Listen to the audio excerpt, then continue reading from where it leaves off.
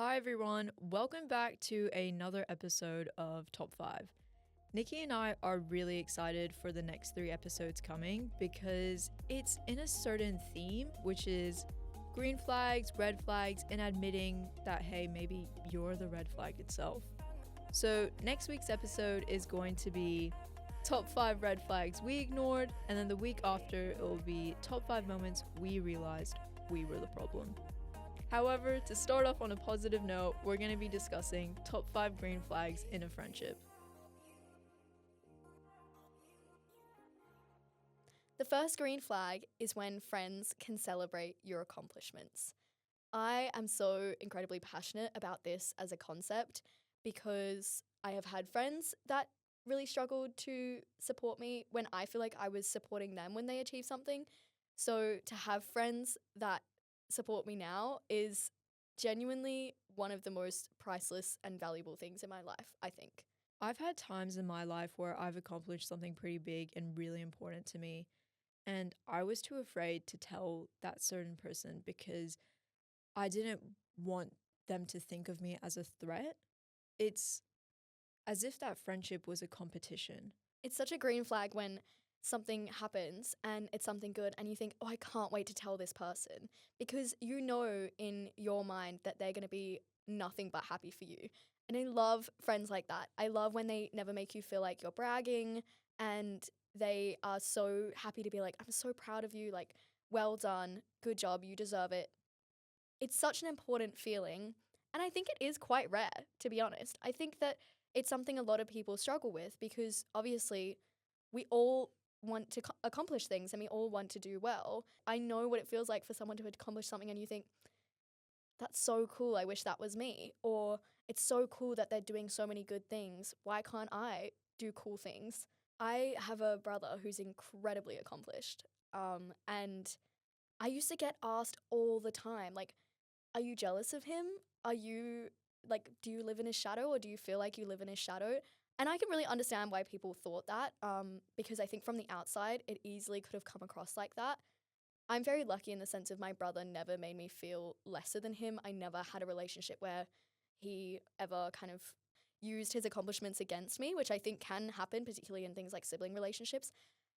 But also, I think, and it took me some time to learn, but I think I learned pretty early on that his win is not my loss.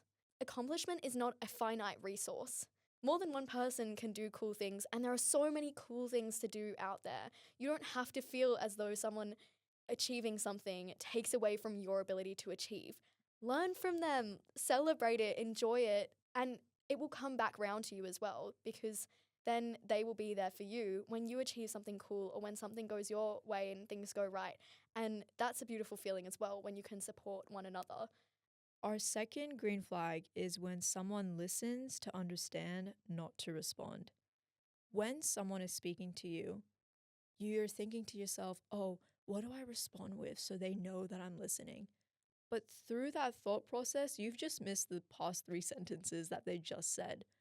So you don't have to speak for them to know that you're listening. Sometimes someone just wants to have an ear, not a mouth, telling them, oh, this is the solution. Like, thanks for sharing that. Here's your problem. This is how to fix it. Bye. People just want to be heard. And if you can be that person for someone, then that's a really valuable thing within your friendship that not everyone has. I feel like I'm really guilty of this because I love to bounce ideas off people and I love to kind of make a supportive comment or make a point in relation to that point because I feel like that's how I perceive friendships to develop. And I think to an extent that is part of it, but it is very important, particularly when something significant has happened or when someone is going through something, like you say, to actually just listen and to be there and to be present. It's, as you say, not always about the solution. And I have always been so grateful as someone who is quite anxious and as someone who repeats cycles of thought for friends that let me talk about the same things over and over again. I feel like this is a trend on TikTok about like, you know, thanks to the girl who let me talk about the same situation a million times kind of thing. But it's so true because sometimes that is also how you process. I audibly process things. I don't think thoughts. I say them and then I'm like, oh, that's how I feel about it. If you have friends who are willing to sit and listen to you and you can then be that person for them, what a beautiful kind of mutual service and what a good foundation for a friendship. I think this whole process of giving your input can be done in multiple ways. Sometimes people like to share their take on an experience, a similar experience they've gone through that's relevant to what the person is saying. Maybe they want to, like I said before, give you a solution because they think that it's a really easy problem and you're overthinking it. Or people like to silver line your situation by saying, hey, at least you've got this, or at least you've tried that. That's not really going to help. And I know that, some people, when they say these things, it's coming from a good place, but it's not being put out in the best way possible. Sometimes the best thing you can do is just sit there, even fill up the silence with silence. If there's an awkward moment, don't think, okay, this is my time to respond. It's like just let the situation breathe for a bit. It's a time for reflection, not only for you, but also for that person. And then just say thanks for sharing that with me. Yeah, I think, and also there will come to a point where the person will eventually feel that they've shared as much as they can in that moment. There will eventually be a point in the conversation where it probably is appropriate for you to share, but if you're rushing that point or you're not letting them reach this kind of natural conclusion, they might not even hear what you have to say very well, anyways. Like, even if you have really great advice, if you're sharing something with me and I tell it to you halfway through and you're still trying to process how you feel about something, what I have to say is probably not going to be as impactful as if I were to wait and say, look, I'm really sorry that you're going through this. That sounds really difficult. This is kind of a perspective or an experience that I've had. I'm not sure if this will help you, but I wanted to share it with you anyways. Do you know what I mean? Like, there comes a time when the communication is natural, but that listening has to come first. Absolutely. For most things. I think when you're having a funny chat, it's like you're just yelling at each other in the car or whatever about something random. I think that listening is really, really important, particularly for those more serious moments of sharing. Our third green flag is when a person is willing to call you out. This can be viewed in different ways. Nikki and I were discussing how someone is willing to call you out when you're not being a good friend and it's impacting your friendship. Or maybe they're calling you out because you're not being the best version of yourself and they're worried for you. And I think that's a really important thing in a friendship because it shows they care. I think it's also hard as well because we can't always expect people to call us out. I think there's a level of self regulation that's required where you need to know when you've screwed up. And this will probably come into the third episode of this little trio, but sometimes you are the problem and it's not someone else's responsibility to hold you accountable. I am someone who really overthinks. Like, I have a tendency to think that people are upset with me, even if they're not. As someone who overthinks, it's my responsibility to actually ask people, are you upset with me? And if so, can we talk about it? It's actually not on other people in my life to make me feel better about the fact that I'm anxious if they're upset. I need that open communication. At the same time, I know that a lot of my friends, if I had actually upset them, they would tell me. And I'm so grateful for that because it's an important part of, as we say, that open and effective communication. In the same sense of, if they're willing to call you out when you're just kind of being an asshole, that's also important. Like, if someone is not being kind or just, as you say, not being the best version of themselves, sometimes it is on you as a friend to be like, let's pull your socks up. Like, let's make a bit of an effort here. It's tricky because you want to respect people's autonomy when it comes to being the best version of themselves. People are going through things that you don't necessarily always know about. But I do think making a bit of an effort is important. I agree. I love how you said you don't know what that person is going through. And it doesn't have to come from a disrespectful way, like, oh, why did you do that to me? 100%, yeah. Yeah. It's more of a, hey, this is a little off. Maybe you're going through something that I'm not aware of, and maybe this is an opportunity for me to look into it and help you. Because sometimes people are drowning and they don't want to tell you, and their actions are just not aligned to who they are as a person. And those are signs like maybe someone needs help. And it's a really good way of acting on it. I love that because I think When I'm quite overwhelmed, I tend to push people away. So, like, if I have a lot going on and I feel under a lot of pressure in my studies or something like that, I will not make an effort to see people, or I will kind of just close myself away, and that's all I'll think about. And I'm not taking care of myself, and I'm not getting out of the house and doing that. I've had friends that have been like, you need to leave the house. You need to do a better job of taking care of yourself. You need to go for a walk. I do think that there have been times when my friends who have done that and who have pushed me have actually saved me a lot of distress. Like, I think they have really kind of picked me up out of quite a difficult place. And it's made me more conscious of it now. Like, I feel like I make more of an effort, even when I'm stressed, to see people, because I think that's not good enough.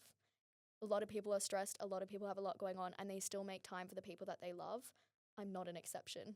I feel like that really ties into our fourth green flag, which is when you are both making the effort in the friendship.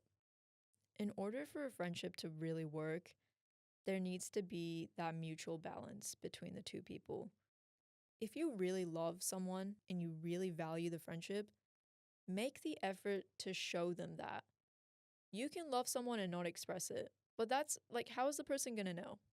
It's hard to be the person on the side of the friendship where you feel like you're always the one reaching out.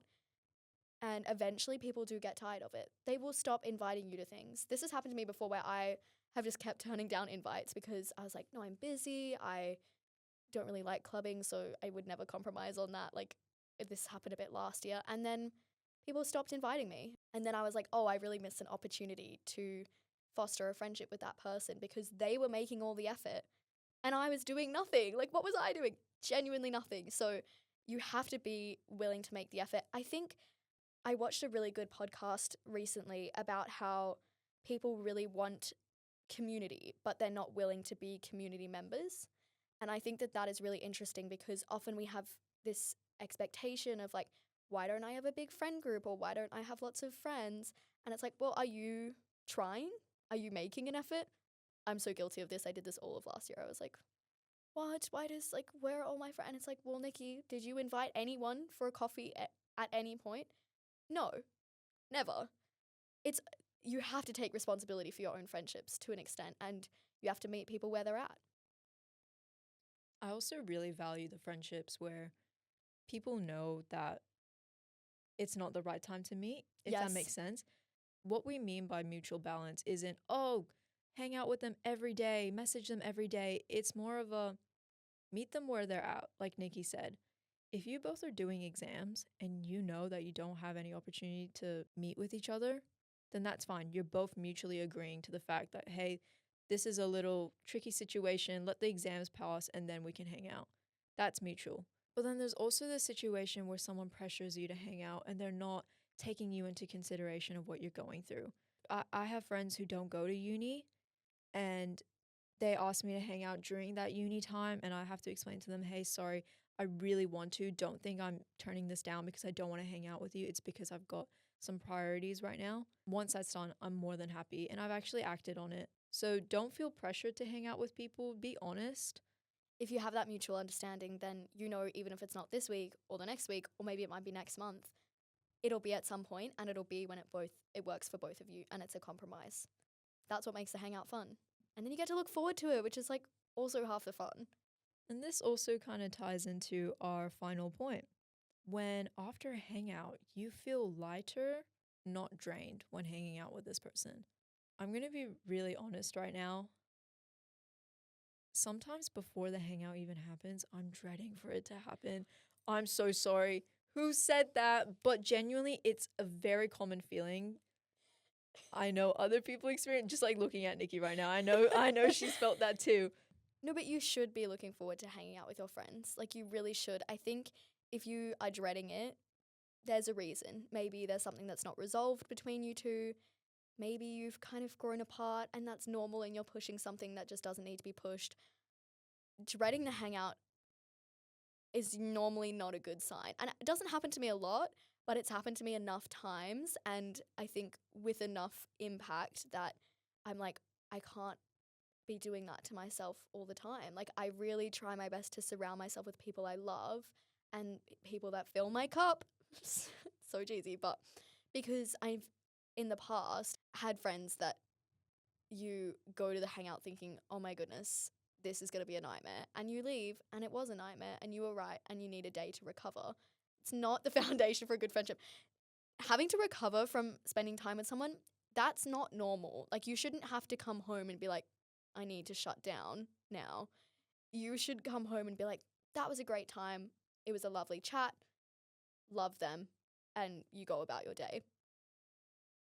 There are some friendships where even if you leave feeling drained a little bit from the last like 2 times that you've hung out or whatever, that could be very circumstantial. And it's important to distinguish between friends that are always making you feel like that and friends who perhaps might be going through something or where you've just drifted a little bit and it just needs time to be rekindled. I think our generation has a tendency to just like write people off quite quickly. We don't like conflict. We don't like the inconvenience of having to navigate things for the long term. But it's important to really reflect on when you are actively choosing not to work on a friendship with someone, because there might be some friendships that just need a little bit of work and you don't have to write them off, and you will again reach a point where there's a really good synthesis and there's really good energy. You just have to get there. And it could be a few years in between friendships, and then you come back to each other and you're like, I really miss this. This was great. Why did we ever let this happen? This happened to me when I was younger, and I'm so grateful for the friend that was like, no, we have to be friends again, because now like she's one of my closest friends. So I think it's quite important to balance that feeling, but also not write people off. Sometimes things happen and we just have to kind of roll with the punches and know that the friendship is going to be fine. So those are our top 5 green flags. Just to recap, we have number 1, when people can celebrate your accomplishments. Number 2, when they listen to understand, not to respond. Number 3, when they're willing to call you out. Number 4, when you're both making the effort in the friendship. And number 5, when you leave feeling lighter, not drained. Next week is going to be top 5 red flags that we've ignored. I am really looking forward to getting into this, because as much as I have so many green flags in my life, I've had plenty of red flags as well. I don't know, is that relatable for you, Ava? Yeah, sadly. Guess you'll have to tune in next week to find out. Thanks, guys. Have a lovely rest of your week. We'll see you then. Bye-bye.